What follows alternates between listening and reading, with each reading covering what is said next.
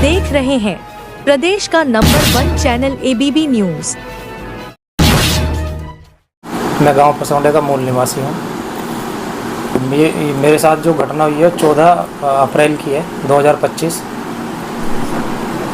विजय मेरे एक सहभागी हैं, बिजनेस में ही है, मेरे साथ काम करते हैं। उन्होंने मुझे 14 तारीख को फ़ोन करके घोड़ प्लाजा आने को कहा 12 बजे करीब। मैं घोड़ प्लाजा पर पहुँच उनको मैंने फ़ोन किया। फ़ोन करने के बाद मेरी उनसे बात हुई तो उन्होंने मुझे रिसीव करने के लिए यहाँ पर आ गए। यहाँ पर आकर के मुझे एक आज़ाद बंसल जी का ऑफिस है यहीं पर शालीमार गार्डन में घोड़ प्लाजा के सामने, वहाँ पे लेकर चले गए। ले जाने के बाद पहले से मौजूद वहाँ पे उमेश चौधरी था और विजय जी का भैया जो छोटा वाला विजय मेरे साथ थे। 3-4 व्यक्ति और थे जिनको मैं नहीं पहचानता। अब्दुल जी भी थे, एक जो ऐसा इंस्पेक्टर हैं वो उत्तर प्रदेश पुलिस में, उनकी ड्यूटी अभी झांसी में है, वो भी वहाँ पे मौजूद थे, जो मेरे गांव से ही बुलेम रखते हैं, पसौंडा गांव से ही। उमेश चौधरी ने देखते ही मुझे गालियाँ देनी शुरू कर दी और मेरे मुंह पर थप्पड़ मारा। मैं उनको बोला कि भैया आप लोगों ने मुझे यहाँ पे इसीलिए बुलाया है क्या? तो कहने लगे बैठ जा चुपचाप। बैठने के बाद मेरे पास सभी ने मेरे साथ बदतमीजी करी।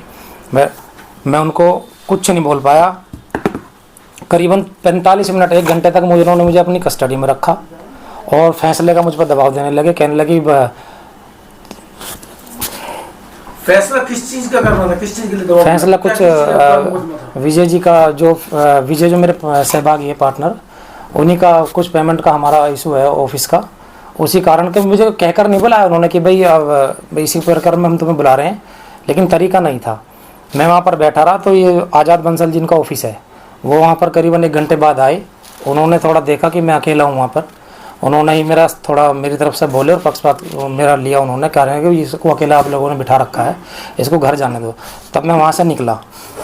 घटना होगी मेरे साथ, मेरा वो हाल कर दिया उन्होंने बिठा करके। अगर मैं उठना चाह रहा हूँ वहाँ पे तो मुझे उठने नहीं दिया जा रहा, वहाँ से मुझे उठने नहीं दिया जा रहा। मैं वहाँ से जो आपके साथ में प्रकरण हुआ जी, जो पैसे का लेन देन आप बता रहे हैं, तो किस तरीके से पैसे का लेन देन है? आपका उनसे पैसा लेना है या आपको उनको देना है? मुझे लेना है। ये कंपनी का हिसाब किताब है जो उनका मेरे पे है या मेरा उन पर है। ये पेमेंट का हिसाब किताब इस तरह से नहीं होता कि आप किसी को बुलाओ अपने ऑफिस पर और बिना बताए बुलाओ और उस पर फिर पिस्टल डालो। ये तो कोई पेमेंट का लेन देन ही नहीं है। बंदूक तानी? हाँ, पिस्टल लगाई उमेश चौधरी ने मेरा। वहाँ पे अब्दुल जी भी थे। विजय ने मुझे फ़ोन करके बुलाया, सारी कॉल डिटेल मेरे मोबाइल पर। ये तो पेमेंट का लेन देन का तरीका ही नहीं है। मैं वहाँ से निकला जिस तरह से, जो बंसल जी जिनका ऑफिस है उन्होंने ही मुझे वहाँ से निकलवाया।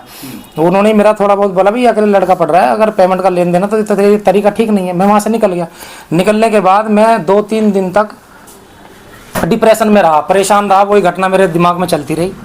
बार बार मैं बच्चे मुझे समझा रहे, मेरी वाइफ मुझे समझा रही, लेकिन मैं उसे भूल ही नहीं पा रहा क्योंकि थप्पड़ मार दिया बिना बुलाए।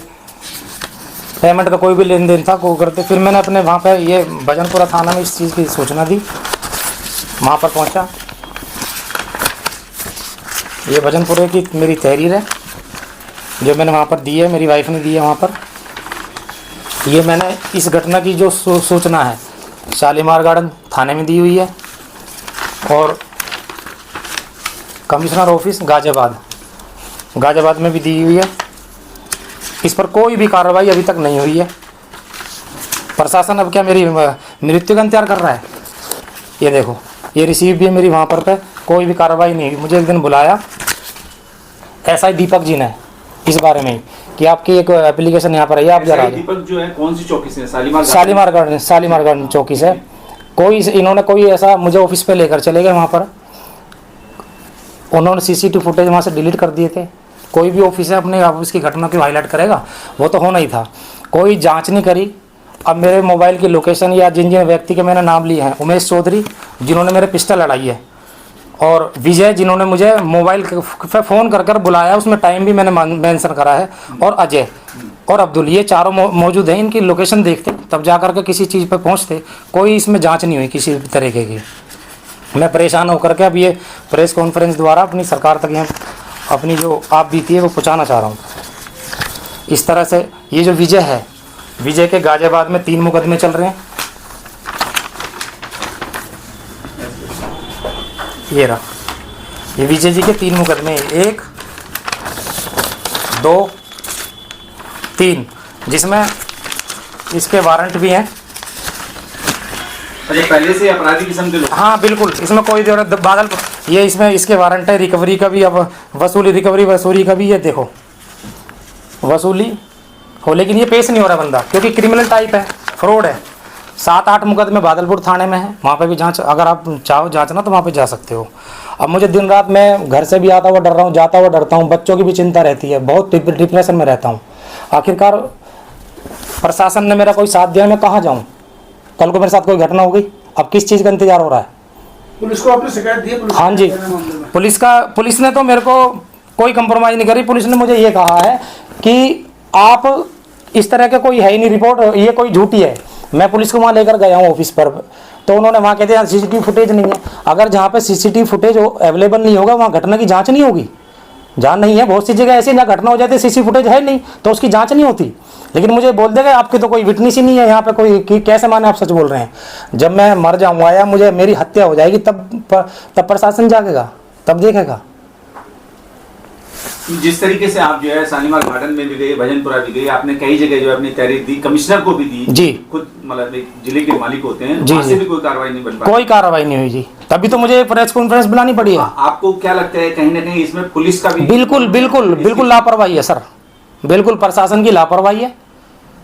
किसी ने दिखाया ही नहीं अपना, जो प्रशासन के पास मैं गया हूँ मेरे साथ क्या आप और घटना का इंतजार करा जा रहा है कि अभी कुछ और हो? जिस समय आपके साथ प्रकरण हुआ था बता रहे कोई पुलिसकर्मी के साथ में कौन था? हाँ अब्दुल था, अब्दुल मेरे गांव का है। नहीं, उसका डिटेल क्या नाम है? उसका डिटेल है अब्दुल है मेरे गांव से ही है, और गांव से है, पसौंडा गांव से है। अच्छा। ठीक है, वो वहाँ पर मौजूद था, उसी की निगरानी में सब प्रकरण हुआ। इस टाइम वो अब वो झांसी में तैनात है सर, झांसी में उसकी ड्यूटी है। तो जिस समय गाजियाबाद में प्रेजेंट था उस समय छुट्टी पे था या ये मुझे नहीं पता सर कि वो छुट्टी पे थे या यहाँ पे किसी, उन्होंने भी आपको डराने धमकाने का काम किया इन लोगों के साथ मिलकर? हाँ वहाँ से उन्होंने, वैसे वहाँ पे प्रकरण पे तो मुझे निकलवाया 2-3 बार, उनका कंप्रोमाइज का मेरे पास फोन आया। लेकिन आप ये कंप्रोमाइज कर लो। हाँ जी, आपके साथ पिस्टल लड़ा दी और ये हो गया, उन्होंने आके छुड़वाया किनका? जी। तो आपने 112 नंबर पे कॉल क्यों नहीं करी? नहीं, मैं इतना, जब मैं बाहर निकला तो मैं डिप्रेस हो गया सर, और वहाँ से निकल गया ऐसे ही। मैं घर गया सीधा, 3-4 दिन तक मैं पड़ा रहा हूँ ऐसा ही। बच्चे दूसरे दिन तो अब्दुल से मिल गए हम दोनों, अब्दुल से हाँ, अब्दुल ने मुझे अपने घर बुलाया मेरे साथ, अगले दिन बोला, मैंने भी उसको बोला, मैंने कहा जो विजय है उसको बुलाओ सामने। उन्होंने बोला कि तुम लोग आओ, हम विजय को और उसके भाई को बुलाते। मैंने कहा बुलाओ उनको। जब हम पहुंचे तो उनको नहीं बुलाया था उन्होंने। फिर उससे मेरी बदतमीजी से बात हो रही थी कि वो तू धड़क पे आ गया था। फिर मैंने कहा अगर तुम इतना वो करोगे तो कुछ झूठे इल्जाम विजय हमारे ऊपर लगा रहा था कि दोनों में अभी भी आते हैं और ऐसे धमकाते हैं। मैंने कहा विजय को अभी फ़ोन मिलाओ, फ़ोन मिलवाया तो कुछ बातें उसकी झूठी थी। तो मैंने उससे कहा, जो क्या नाम है इसका, अब्दुल, उसको बोला मैंने कहा भैया जब तुम्हारे सामने झूठ पकड़ा जा रहा है आप उसकी तरफदारी कैसे ले रहे हो? कि नहीं मुझे तो ये बताया। मैंने कहा फिर आप इतनी बदतमीजी से ऐसे बोले जब आपको कोई चीज़ नहीं पता है?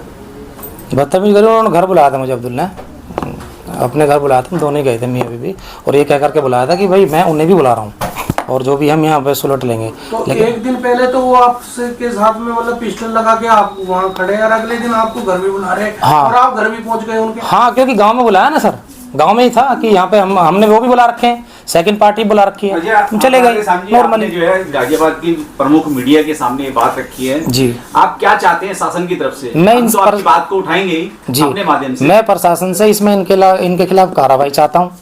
इन्होंने जो ये मेरे साथ करा है, घटना को अंजाम दिया, मैं मरते मरते बचाऊं। मुझे गोली भी मार सकते थे, जिसने दिखा दिया गोली भी मुझे मार सकते थे, और मैं धक्के खा रहा हूँ। मैं चौकी आ लिया कई बार, मैं प्रशासन के पास आगे तक गया हूँ, कोई भी सुनवाई नहीं हो रखी है मेरी। तो मैं ये गुहार लगा रहा हूँ इसलिए ताकि कल को मेरे जान माल को मेरा कोई खतरा ना हो, मेरी सेफ्टी करी जाए, मुझे पूरा खतरा है।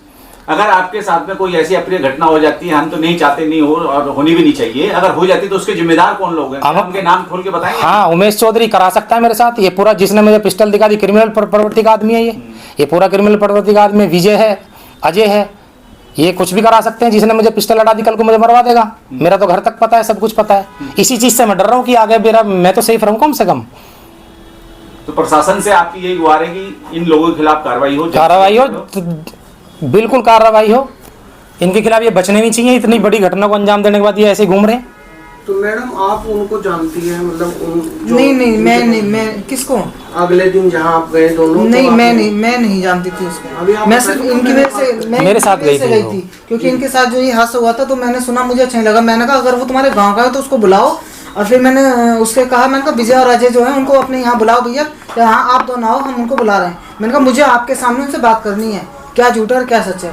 तो उन्होंने हमें तो बुला लिया, लेकिन उन दोनों को नहीं बुलाया था। ना चौकी में वो दोनों आए, हम ही विजय उस दिन मेरी हत्या करवा सकता था। पुलिस वालों ने एक बार भी उनको मुझे बिना, मेरी कोई झगड़ा नहीं है उससे, कुछ नहीं है, बिल्कुल साजिश के तहत मुझे बुलाया बड़े आराम से, मैं आ गया। मुझे ये नहीं पता था वहाँ 10 लोग और मौजूद होंगे और मेरे साथ इस घटना को अंजाम दिया जाएगा, इसका मुझे जरा सा भी शक नहीं था। तो जाने के लिए मैं उनको बोलने लगा कि भाई मैं ऑफिस से जाना चाहता हूँ। तो ये अब्दुल ने उनको बोला भाई बताओ क्या चाहते हो विजय और अजय को। तो उन्होंने मेरे से 35 लाख रुपए मांगे कि आप हमें 35 लाख रुपए दे दो, हम फैसला कर लेंगे, वरना तो बैठा रहा यहाँ पर काफ़ी 2-2.5 घंटे तक मुझे बिठा कर रखा है।